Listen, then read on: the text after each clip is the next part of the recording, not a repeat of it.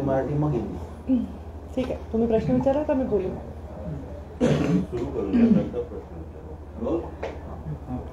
आज सर्वोच्च न्यायालयाने EWS आरक्षण वैध ठरवलेलं आहे. कशा प्रकारे बघता निर्णयाकडे? कारण 10% सर्वोच्च न्यायालयात याचिका दाखल झाल्या होत्या. सर्वप्रथम मी नरेंद्र मोदीजी प्रधानमंत्री झाल्यानंतर त्यांनी घेतलेल्या महत्त्वाच्या निर्णयापैकी एक निर्णय हा होता, आर्थिकदृष्ट्या मागासलेल्या वर्गाला 10% आरक्षण देण्याचा निर्णय. आणि त्या निर्णयाचा सुप्रीम कोर्टामध्ये आज अंतिम निकाल होता आणि त्यामध्ये सन्माननीय सुप्रीम कोर्टाने हा निर्णय वैध ठरवलेला आहे, त्याच्यावर शिक्कामोर्तब केला. या निर्णयाचं मनापासून स्वागत करते. सामाजिक मागासलेपण आणि आर्थिक मागासलेपण ह्या दोन वेगळ्या गोष्टी आहेत, पण दोन्ही तेवढ्याच महत्त्वाच्या गोष्टी आहेत या देशाच्या युवकांच्या भविष्याला डिझाईन करण्याच्या दृष्टीने. आणि त्यामुळे सामाजिक मागासलेपणाला एकीकडे ताकद देत असताना, त्यांच्या पिढ्या घडवायचा निर्णय वरचेवर घेत असताना, आर्थिक मागासलेपण ज्यांच्याकडे आहे त्यांना सुद्धा कुठेतरी न्याय मिळावा. आणि त्यांच्यामध्ये असणाऱ्या मेरिटमध्ये जर केवळ पैसा त्यांच्याकडे नसल्यामुळे जर त्यांना संधी मिळत नसेल तर त्यांच्यासाठी हा निर्णय अत्यंत योग्य आणि आवश्यक आहे असं मला वाटतं. आणि आज त्या निर्णयावर शिक्कामोर्तब झालंय, त्यामुळे भविष्यामधल्या पिढ्या घडण्यासाठी या निर्णयाचं मोठं योगदान होणार आहे. मी प्रधानमंत्री नरेंद्र मोदींचं या निर्णयाबद्दल अभिनंदन करते आणि सुप्रीम कोर्टाचे मनापासून आभार मानते. निकष बदलावेत असं सुद्धा काही मागणी केली जाते, कारण 8 लाखाचा निकष आहे, 8 लाखांपेक्षा कमी.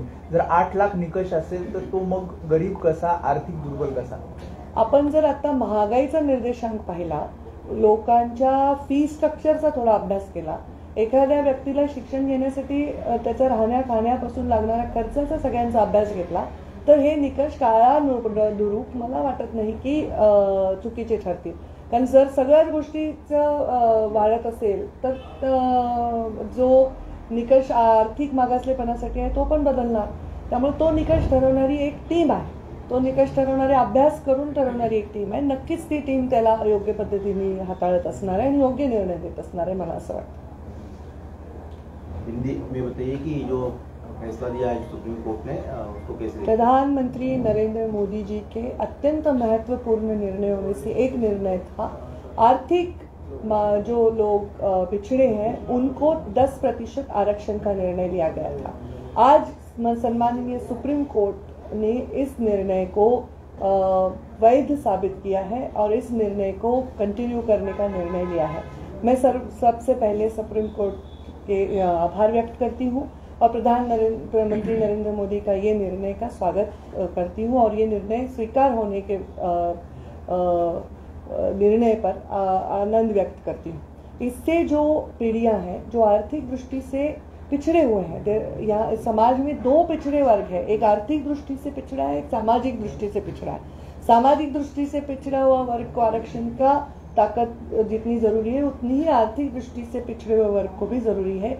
ये जानने का और उनके आने वाले युवाओं को, आने वाली पीढ़ियों को सकारात्मक एक दिशा देने का ये निर्णय है. मैं इसके बारे में हृदय से आनंद व्यक्त करती हूँ, स्वागत करती हूँ. इस फैसले के बाद जो है उदित राज कांग्रेस के नेता है, उन्होंने एक बयान दिया है और सुप्रीम कोर्ट को लेकर काफी कड़क टिप्पणी की है. बड़ी उन्होंने कहा है कि सुप्रीम कोर्ट, ट्वीट भी किया उन्होंने, सुप्रीम कोर्ट जातिवादी है और इसमें अब कोई शक नहीं रहा, क्योंकि जब भी ST, SC और OBC की बात आती है तो 50% कैप की हवाला दिया जाता है, लेकिन ये जो है सवर्णों की यहाँ पर बात हुई तो उन्होंने तुरंत इसको मान्य कर दी. देखिए, ये निर्णय मैं इसको युवाओं के प्रति जो आर्थिक दृष्टि से सक्षम नहीं है ऐसे परिवारों के प्रति एक सकारात्मक निर्णय मानती हूँ. मैं पिछड़े वर्ग के आरक्षण के साथ हूँ, मैं खुद उन विचारों के साथ हूँ, तो मुझे लगता है उनके आरक्षण को कहीं भी धक्का ना लगते हुए अगर ये आरक्षण दिया जा रहा है तो इसमें कोई गैर नहीं, इसमें कोई राजनीति नहीं होनी चाहिए. उनके बयान को आप कैसे देखते हैं? उन्होंने सुप्रीम कोर्ट के ऊपर ही मेरी विनती है इस बारे में कोई राजनीति ना हो. ये युवाओं का भविष्य शेप करने वाली योजना है, इसके बारे में राजनीति ना हो. आरक्षणाचे निकष हे आर्थिक पातळीवरतीच असावेत आणि त्याच दृष्टीने पुढे जावं असं मला वाटतं. नाही, कारण सामाजिक मागासलेपण हा फार गंभीर विषय आहे आणि तो अजूनही लोकांच्या मनातून पुसला गेला नाही.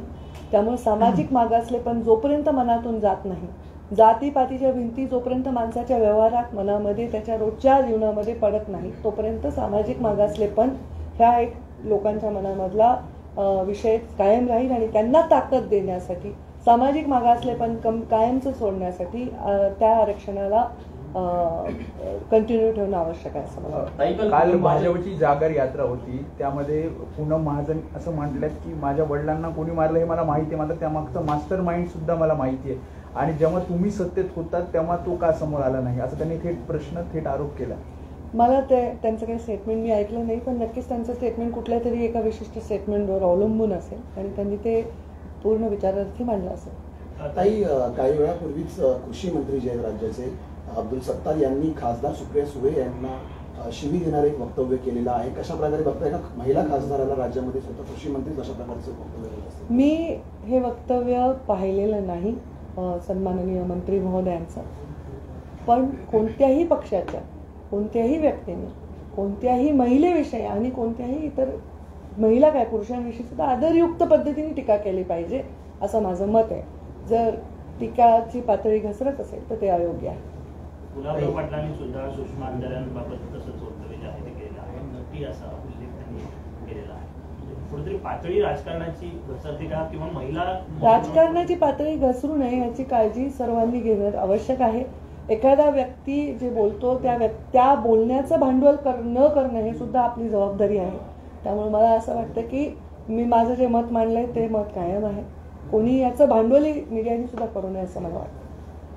भाई हिंदी में की जो बयान आ रहे लगातार सरकार की तरफ से, जो मंत्री एकनाथ शिंदे के खासतौर पर सुप्रिया सुळे जी हो या फिर सुषमा अंधारे, उनको लेकर जो बयान दिए जा रहे हैं उसको लेकर कैसे आप लोग? मैं कोई भी मंत्री हो, चाहे वो कोई भी पार्टी का हो, कोई भी राजनीति में या राजनीति के परे काम करने वाला व्यक्ति हो, वो महिलाओं के प्रति सम्मानजनक व्यवहार रखे ऐसी अपेक्षा करती हूँ. और मैं सिर्फ राजनीति में नहीं तो राजनीति के बाहर भी महिलाओं को सम्मानजनक व्यवहार मिलना चाहिए. महिलाओं को क्या किसी और पुरुष के बारे में भी गलत टिप्पणी, वैयक्तिक टिप्पणी और नीचे के स्तर की टिप्पणी नहीं होनी चाहिए. राजनीति की गरिमा बनाए रखनी चाहिए. मुंबई में बीजेपी ने मुंबई का जागर इस तरह का अभियान शुरू किया है और उसमें वो मुंबई बीएमसी को लेकर मुद्दे उठा रहे, रोज सभाएं कर रहे हैं. विपक्ष का ये कहना है कि बीजेपी हमेशा ये जागर नहीं है, गाजर है. बीजेपी हमेशा लोगों को लॉलीपॉप देती है, 2014 से चलता रहा है. देखिए, अभी चुनाव है तो हर पार्टी अपनी पार्टी की मर्यादाओं को बढ़ाने की, अपनी पार्टी की ताकत बढ़ाने की कोशिश करेगी. तो ये सब बयान होना नेचुरल है. इस पे ज़्यादा अपनी एनर्जी ना खर्च करते हुए फोकस काम हम सब करें, ये जरूरी है. पूनम जी ने जो बयान दिया था, कल पूनम जी ने जो बयान दिया था, मैंने वो बयान सुना नहीं तो इसलिए उस बारे में मैं टिप्पणी नहीं कर सकती. पर जब वो कह रही है कुछ तो किसी चीज़ के रिप्लाई में या किसी चीज़ के रिस्पॉन्स में कह रही होंगी और विचारपूर्वक कह रही होंगी. आरक्षणाचा जनरलाइज आराखडा आहे, त्याच्यानुसार 50% पुढे कोणतीही एक्सेसिव्ह गोष्टी झाल्या नाही पाहिजेत असं 1992च्या तरतुदीत म्हटलेलं आहे. आता आपण दिवसेंदिवस वेगवेगळ्या घटकांना आरक्षण देऊन एक सत्ताधारी वेगळ्या प्रकारचं राजकारण साध्य करतात, यातून असं दिसतं का? कारण ते कॉन्स्टिट्यूशनच्या अगेन्स्ट जाऊ शकतं. कॉन्स्टिट्यूशनच्या अगेन्स्ट कुठली गोष्ट जायची नाही, काळजी घेणारी एक व्यवस्था आहे आणि त्या व्यवस्थेमध्ये एक व्यक्ती हा निर्णय घेत नसतो. त्याच्यामध्ये एक टीम बसत असते, अभ्यासू लोकांची टीम बसत असते, कायद्याचा अभ्यास होत असतो.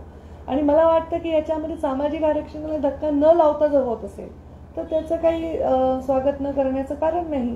आर्थिकदृष्ट्या मागासलेल्या व्यक्तींना, सामाजिकदृष्ट्या मागासलेल्या व्यक्तींचं आरक्षण काढून दिलं गेलं आहे का? त्यामुळे इथे प्रश्न तो येतच नाही. भाई बीजेपी आज जो फैसला आया उसको लेकर विपक्ष का ये कहना है कि 2005 से इसकी शुरुआत हुई थी जब कांग्रेस की सरकार थी. अब मोदी जी की सरकार में ये फैसला कोर्ट ने सुना है, लेकिन बीजेपी जो है हर बात को लेकर इवेंट करती है और चुनाव जो कि 2 राज्यों में चल रहे हैं और दिल्ली में भी चुनाव चल रहे हैं, तो इसको लेकर फायदा लेने की बीजेपी कोशिश कर रही है, ऐसा उनका कहना है. मैंने यही कहा कि जब भी चुनाव होते हैं हर पार्टी अपनी मर्यादाओं को बढ़ाने की, अपनी क्षमता और ताकत को बढ़ाने की, अपने विजय को प्रस्थापित करने की कोशिश करती है. इसके लिए कोई बंधन विपक्ष की पार्टियों को भी नहीं है. वो भी अपनी पार्टी बढ़ाने के लिए कोशिश करें, पर उनके कार्यकाल में अगर अच्छे निर्णय नहीं हुए या हुए अच्छे निर्णय वो लोगों तक नहीं पहुंचा पाए, इसकी जिम्मेदारी बीजेपी की नहीं हो सकती. भाजपची कुठेतरी कोंडी होते का युतीमध्ये? कारण सातत्याने आपण शिंदे गटातील जे आमदार असतील, मंत्री असतील, त्यांची वक्तव्य पाहत आहोत म्हणजे आज दुसरं एक प्रकरण समोर आले, प्रकाश सुर्वे यांच्या नावाने यांनी सुपारी दिली होती अशी एक ऑडिओ क्लिप सुद्धा समोर आली आहे. एकीकडे प्रकाश सुर्वेंचं ऑडिओ प्रकरण असेल, व्हिडिओ प्रकरण असेल, सत्तारांचं वक्तव्य असेल, गुलाबराव पाटलांचं वक्तव्य असेल, कुठेतरी भाजपची ही प्रतिमा मलिन होते असं वाटतं? मला असं वाटत नाही, कारण ह्या सगळ्या व्यक्तिसापेक्ष विषय आहेत. त्यामुळे कोणाची प्रतिमा ही त्या व्यक्तीचीच प्रतिमा कमी किंवा जास्त होत असते जो व्यक्ती बोलत असतो. आता समजा मी इथे काही बोलले तर ते माझं वैयक्तिक स्टेटमेंट आहे. त्याच्यामुळे मला असं वाटतं की एकूणच सर्वांनी तो प्रोटोकॉल पाळावा. आणि ह्याचं भांडवल पण केलं जातं, हे जास्त प्रमाणात भांडवल केलं जातं. एखादा व्यक्ती एखाद्या कॉन्टेक्स्टमध्ये बोलत असताना त्याचे वेगळे अर्थ लावणं हे पण मला वाटतं अति वाढत चाललंय. काँग्रेसची भारत जोडो यात्रा महाराष्ट्रात येते आहे. शिवसेनेकडून उद्धव ठाकरे गटाकडून आदित्य ठाकरे त्यामध्ये सहभागी होणार आहेत, शरद पवार पण सहभागी होणार आहेत असं म्हटलं जात आहे. आता हे मी बातम्यात पाहिलेलं आहे. युपीएचे जे घटक आहेत ते त्याचे सहभागी होणार आहे, याच्यामध्ये काय गैर? विशेषतः मराठवाड्यात कुठे पण ते त्यांच्या युपीए मध्येच आहेत, तर ते तिथे सहभागी झाल्यात काही गैर असण्याचं कारण नाही. जे बी पार्टीला ज्या बेंचवरती होत्या आरक्षणाच्या त्यांनी असं म्हटलं की हे लॉंग टर्म साठी आपण चालू ठेवू शकत नाही आणि याचा जो वैयक्तिक कोणाला जर त्यातून काही गोष्टी घडल्या त्यांनी असं म्हटलं तर या आरक्षणाचा पुनर्विचार केला जाईल. जर ते लॉंग टर्म मिळणार नसेल तर मग ते शॉर्ट टर्म साठी त्यात कितपत फायद्याचं ठरलं असतं. आता हे बघा, सुप्रीम कोर्टाचा 5 जजेसचा बेंच आहे, त्यांच्यापेक्षा मी विद्वान नाही. त्यामुळे त्यांनी जे बोलले ते जास्तच महत्त्व आणि गंभीरतापूर्वक आहे. त्यामुळे त्याचा वेळोवेळी आढावा ते घेतील आणि वेळोवेळी त्याच्यावर निर्णय होतील, वेळोवेळी अपील्स होतील, वेळोवेळी चर्चा होतील असं मला वाटतं. आणि त्या चर्चेत जनहिताच्या दृष्टीनेच निर्णय होतील असा मला विश्वास आहे. महिला मोर्चाच्या अध्यक्षपदी चित्रा वाघ यांची नियुक्ती झाल्याच्या नंतर त्यांची नियुक्ती होती म्हटलं, मात्र चर्चा तुमच्या नावाची होती. आता त्याला मी काय करू शकत नाही. मी कोणत्या नावाची चर्चा माझ्याशी जोडली जाते ह्याला मी काय करू शकत नाही. पण मी ऑलरेडी देशाच्या टीममध्ये आहे.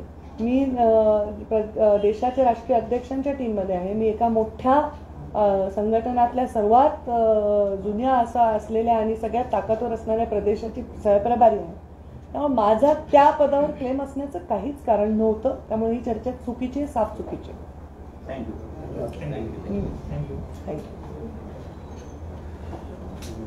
थँक्यू. लिस्ट पाठवा व्हिजिटर्स